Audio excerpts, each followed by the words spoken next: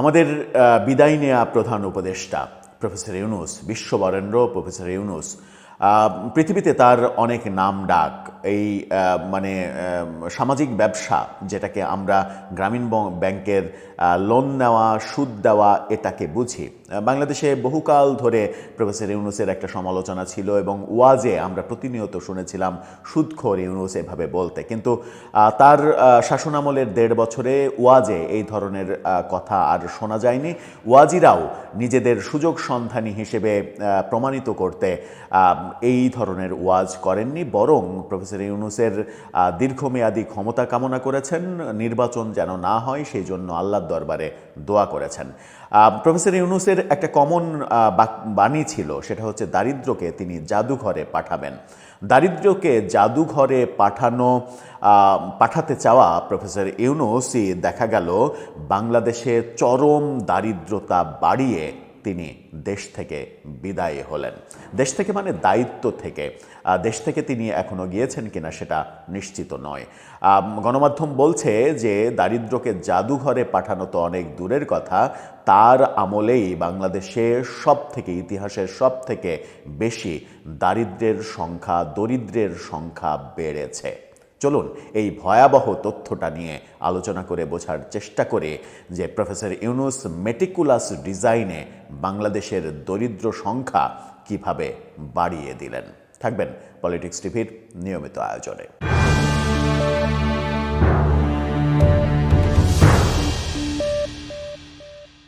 দর্শক, বলছিলাম দারিদ্র্যকে জাদুঘরে আর তার পাঠানো হলো না, কারণ বাংলাদেশ প্রমাণ রেখে গেলেন তিনি এই দেশে যে তিনি দারিদ্র্যকে জাদুঘরে পাঠানোর যে মেটিকুলাস কথাবার্তা বলেছিলেন, সেই মেটিকুলাস কথাবার্তার পেছনে একটা মেটিকুলাস ডিজাইন ছিল যে এই দেশের মানুষকে দারিদ্র্য সীমার নিচে নিয়ে যেতে হবে, যেন তার ওই গ্রামীণ ব্যাংকের সুদের ব্যবসাটা আরও বেশি বাড়ানো যায়, যেন অধিক সুদে এই সকল দরিদ্র লোকদের লোন দেয়া যায়। তারপরে লোন পরিশোধ করতে না পারলে তার ঘর বাড়ি থেকে গরু ছাগল বের করে নিয়ে আসা যায়। সেটাই কি মূল উদ্দেশ্য ছিল? সেটাই কি মেটিকুলাস ডিজাইন ছিল? কি বলছে গণমাধ্যম কালের কণ্ঠের শিরোনামটা দেখে নিন। সেখানে বলছে দরিদ্র বাড়িয়ে বিদায় দারিদ্রের জাদুকরের। সেখানে বলা হচ্ছে শান্তিতে নোবেল বিজয়ী প্রফেসর ইউনূস বাংলাদেশের অন্তর্বর্তীকালীন সরকারের এই দারিদ্র্য বিমোচনের একটা দারুণ সুযোগ পেয়েছিলেন তিনি। বাস্তবতা হচ্ছে সেই সুযোগটি তিনি কাজে লাগাতে পারেননি। তার আমলে দেশে নতুন করে দরিদ্র হয়েছে 30 লক্ষ মানুষ।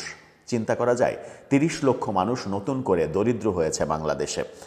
বিশেষজ্ঞরা বলছেন বৈষম্য বিরোধী ছাত্র আন্দোলন থেকে সৃষ্ট গণ অভ্যুত্থানের মধ্য দিয়ে আওয়ামী লীগ সরকারের পতনের পর 2024 সালের 8 আগস্ট অন্তর্বর্তী সরকারের শপথ নেন তিনি। ঠিকভাবে দায়িত্ব সামাল দিতে নিজের পছন্দ মতো উপদেষ্টা এবং সহকারীদের নিয়োগ দেন। উপরন্তু বিএনপি, জামাত, এনসিপি সহ অভ্যুত্থানের পক্ষের রাজনৈতিক ও ছাত্রশক্তিগুলোর ব্যাপক সমর্থন তার প্রতি ছিল, যে কারণে ঘুণে ধরা রাষ্ট্রীয় কাঠামোয় ব্যাপক সংস্কারের মাধ্যমে দারিদ্র্য বিমোচন, দুর্নীতি প্রতিরোধ, ব্যবসা বাণিজ্য সহ আর্থিক খাতে স্থিতিশীলতা আনার পাশাপাশি প্রাতিষ্ঠানিক সক্ষমতা তৈরির ব্যাপক সুযোগ তৈরি হয়েছিল তার। কিন্তু তিনি সেই সুযোগ নিতে ব্যর্থ হয়েছেন।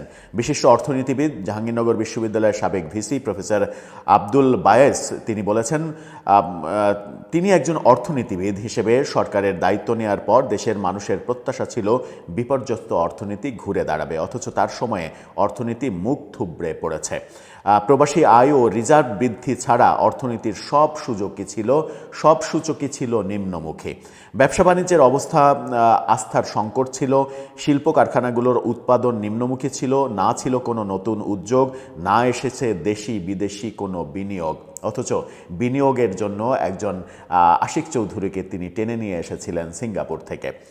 উল্টো দেশে বেকারত্ব ও গরিবের সংখ্যা বেড়েছে। আন্তর্জাতিক সংস্থা বিশ্ব ব্যাংকের হিসাবে 30 লাখ নতুন মানুষ দরিদ্র হয়েছে। এটা বিশ্ব ব্যাংক বলছে, এটা বাংলাদেশের রিপোর্ট না। ব্যক্তি খাতের গড় বিনিয়োগ 4 দশকের মধ্যে সর্বনিম্ন। 2024 সালের জুন পর্যন্ত বেসরকারি খাতের গড় বিনিয়োগ ছিল জিডিপির 24%। 2025 সালের জুনে তা 22% নেমে আসে। বেসরকারি খাতের বিনিয়োগ এক বছরে প্রায় 1.5% পতনের ঘটনাটি ছিল গত 4 দশকের মধ্যে নজিরবিহীন। গত 40 বছরে এরকম ঘটনা আর কখনো ঘটেনি, এত ভয়াবহ বিপর্যয় হয়নি। 10 বছরের মধ্যে সর্বনিম্ন এডিপি এসেছে। শুধু যে বেসরকারি বিনিয়োগ কমেছে তা নয়, সরকারি বিনিয়োগ গত 10 বছরের মধ্যে সর্বনিম্ন পর্যায়ে গেছে। বেসরকারি গবেষণা প্রতিষ্ঠান সিপিডির প্রতিবেদন অনুযায়ী বার্ষিক উন্নয়ন কর্মসূচি বা এডিবি বাস্তবায়ন ছিল গত 10 বছরের মধ্যে সর্বনিম্ন। খেলাফি ঋণের হার ছিল সর্বোচ্চ। 2025 সালের সেপ্টেম্বর প্রান্তিক শেষে দেশের ব্যাংকগুলোর খেলাফি ঋণের স্থিতি 6,44,515 কোটি টাকায় ঠেকেছে, যা বিতরণ ঋণের 35.73%। আগের বছরের ডিসেম্বরেও বিতরণকৃত ঋণের 20.2% খেলাফি ঋণ ছিল। এর মধ্যে ব্যাংক খাতে যে পরিমাণ খেলাফি ঋণ বেড়েছে তা নজিরবিহীন। এই যে বাস্তবতা বলছে, খেলাফি ঋণ নিয়ে আরেকটা ভিডিওতে আপনাদের সঙ্গে ডিটেল কথা বলবো। এই যে দারিদ্র্যের সংখ্যা বাড়া, আমরা দেখেছি প্রফেসর ইউনূস সরকারের আমলে শুধুমাত্র মবের রাজত্ব কায়েমের জন্য শত শত কারখানা বন্ধ হয়েছে। গার্মেন্টস কারখানাই বন্ধ হয়েছে 250-র বেশি গার্মেন্টস কারখানা যেখানে বন্ধ হয়েছে, সেই দেশে লক্ষ লক্ষ বেকার হয়েছে। এবং বিশ্বব্যাংক বলছে 30 লক্ষ নতুন দরিদ্র মানুষের সংখ্যা তৈরি হয়েছে। অথচ তিনি দারিদ্র্যকে জাদুঘরে পাঠাতে চেয়েছিলেন। মুখের বুলিতে খই ফুটিয়েছেন তিনি, অনেক বড় বড় বুলি দিয়েছেন, বিশাল বিশাল বুলি দিয়েছেন, কারণ তিনি কথা বলতে পারেন ভালো, কথার জাদুকর তিনি। কথাই সব কিছু করে ফেলেন, কাজে একেবারে ফাঁকা, সব কিছু ফাঁকা আওয়াজ মনে হয়। কাজের বেলায় কথার 1%ও কার্যকর হওয়ার কোনো ঘটনা আমরা দেখিনি। তিনি বলেছেন পৃথিবীর সবাই তার কাছে আসবে, বাংলাদেশ কারো কাছে যাবে না। পৃথিবীর সবাই তার কাছে তো আসেইনি, বাংলাদেশের কথাও কেউ রাখেনি। পররাষ্ট্রনীতিতে চরমভাবে ব্যর্থ হয়েছেন। বিনিয়োগে 0%-এ নামিয়ে এনেছেন। বলা হয় তার আমলে বিনিয়োগ কমেছে 75 থেকে 85%। বিদেশি বিনিয়োগ তো আসেইনি, দেশি বিনিয়োগও কমেছে ভয়াবহ হারে।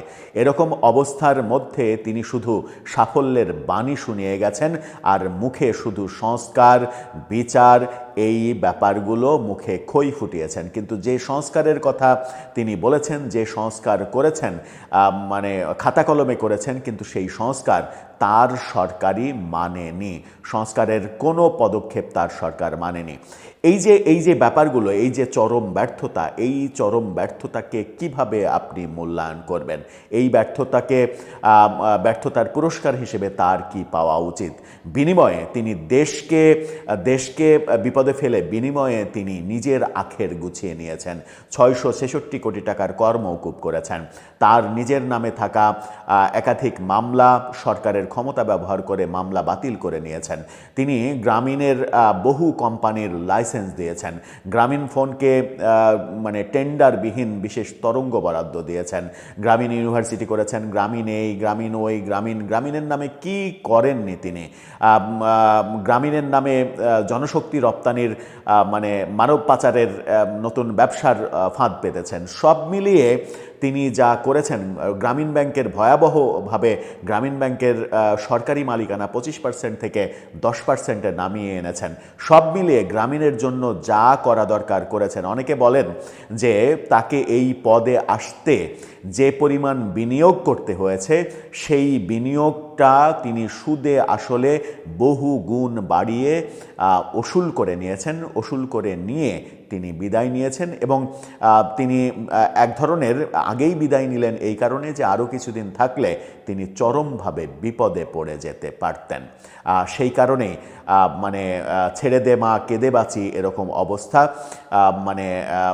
ভিক্ষা চাই না কুকুর সামলা এরকম অবস্থা হয়েছে তার। এবং সেই অবস্থার কারণে তিনি 1.5 বছরে নির্বাচন দিতে বাধ্য হয়েছেন। নির্বাচন দিয়ে তিনি তার সেফ এক্সিট খুঁজে নিয়েছেন। এই হচ্ছে বাস্তবতা তার। দর্শক, আপনি কিভাবে মূল্যায়ন করছেন এটাকে? আপনার মতামত জানিয়ে লিখতে পারেন আমাদের কমেন্ট বক্সে।